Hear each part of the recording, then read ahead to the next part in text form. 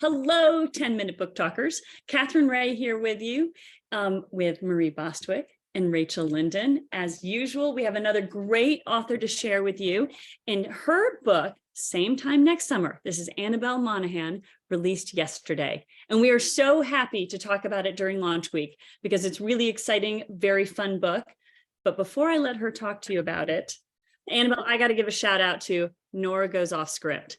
I loved this is her book before Same Time Next Summer, and I loved it. I loved the characters, I loved the romance angle, and I absolutely loved those laugh out loud moments that you gave me at a time when I was deep into dark Russian literature. So thank you. Thank you so much.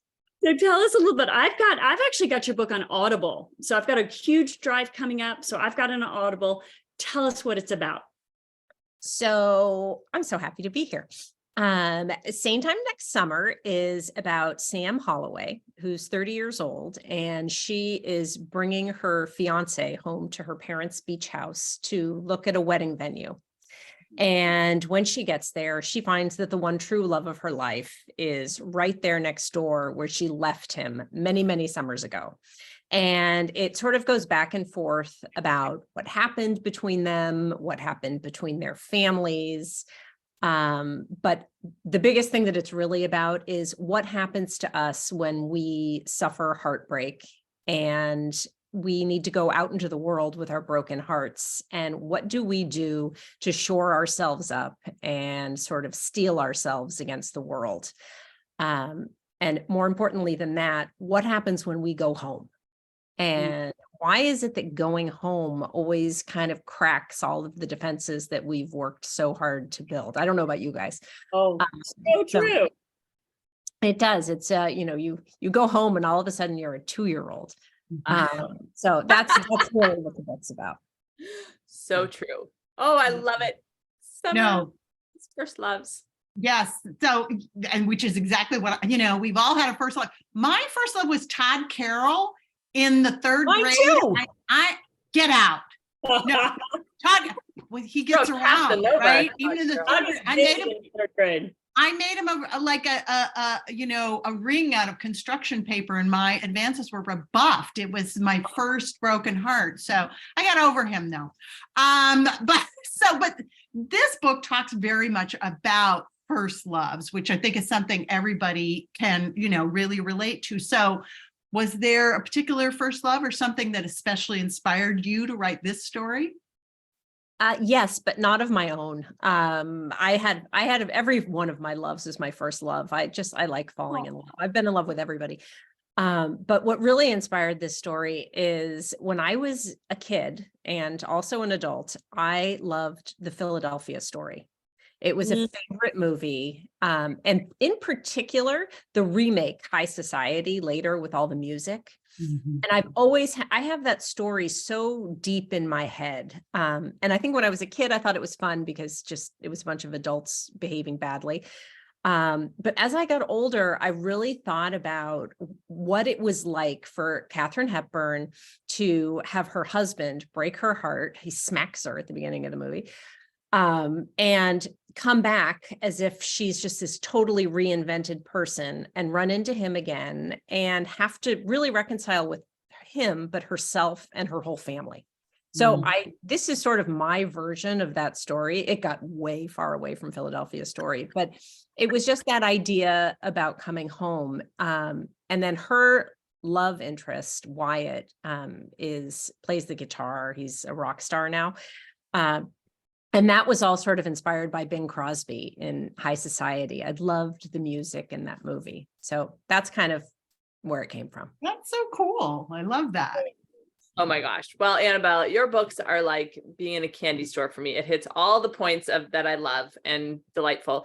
So I'm curious, in this one, you have some beach rules, and your beach rules are: do take long walks on the sand, do put an umbrella in every cocktail. So far, I'm totally in for this. And do not run into your first love. Can you tell us how this story breaks those beach rules? Well, she follows the first two. She takes long walks on the beach. Good. She does put a cocktail in or an umbrella in every cocktail. Her mother is kind of this artsy, kind of hippie sort of person who actually makes her own cocktail umbrellas and then first, before she does that, she makes her own paper to make the cocktail umbrellas. I'm friends with these people. So it would be very hard to turn down one of those umbrellas, I think. And she has it in her head for the first, couple of chapters of this book that she can be there with her fiance and her grown-up persona and never run into her old boyfriend. But of course she does, and she's wearing the wrong thing.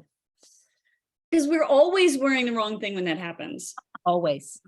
Always. You never run into like an old dressed to boyfriend. nines. No, never. Never when you're having a good hair day. Never. Ooh, that's so true. That's so true. Okay, so other than a good time, because Nora going off script gave me a great time, and I'm assuming as soon as I push play on my long drive, I'm going to bring up the picture again because I love your cover. It's going to do the same. What do you want readers to walk away with, though? Because there's so much depth in your stories, along with that element of fun. So, well, thank you. I really believe this. I think that when you're about 9 years old, you know who you are. Like the person you are sitting, cross-legged in a bathing suit, not thinking about what your body looks like, that your interests and your desires is kind of the core of who you are. And I think we spend a lot of time getting away from who we are because we rub up against so much life. Life can be really complicated, and your family can break your heart. The world can break your heart. And I think it's interesting to think about reconnecting with that person who you were before all that stuff happened. And I think it's really a goal for adults to kind of just get back to who you really are. love that. Love it. Maybe. Also, what was I doing at 9? Writing It's a books, 10-minute reading book talk. books, and playing in my kitchen. Basically, all the things I now do. So. Totally. I am 9 years old. Yeah, love it. Yep. Okay, Yep. so this has been a great talk, but we always end with one question. What is bringing you joy today? Well, my son, who is my last child at home, who's 17 years old, came home for lunch from school today. And I got to make him a sandwich, and I got to sit there and watch him eat the sandwich. And I thought, I'm going to miss this someday. This is really joyful to see. So that was great. It's so true. All three of mine are gone now, and it goes by so quickly, So Except for the day when it goes by really slowly. Do you remember that day? Yeah, no. I More than still one day. Those days go really slow. Oh, day. But Annabel Monaghan, thank you so much, everybody. I'm going to bring up my phone again. Same time next year, and you have it too, Annabel. So show your Same time next summer. Same time next summer. Same time next summer. But- Launched yesterday, so it is available. Go out and grab one. And if you want some great reads, There we go. It's off script. So Do you see how they match and how they look so nice together? Ready? yes, they look fabulous. Darling. Also, I have a long drive coming up for a wedding in Montana. So, Oh, that's true. And if I'm not here, I'll even pass you this. So, Terrific. yeah. All right, everyone, thanks so much for joining us at the 10-minute book talk, and come by again next week for another great 10 minutes with a favorite author. Bye-bye. Bye. Thanks, guys.